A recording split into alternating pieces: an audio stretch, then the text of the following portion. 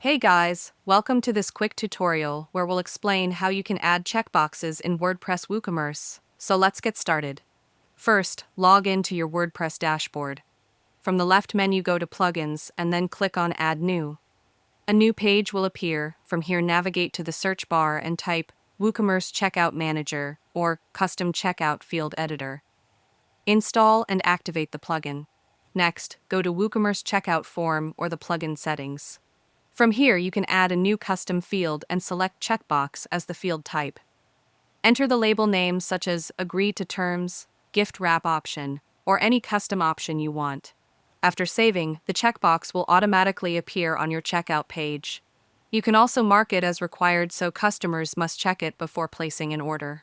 If you want to add checkboxes to product pages instead, you can use a product add-on plugin like WooCommerce Product Add-ons and select checkbox as the field type for specific products.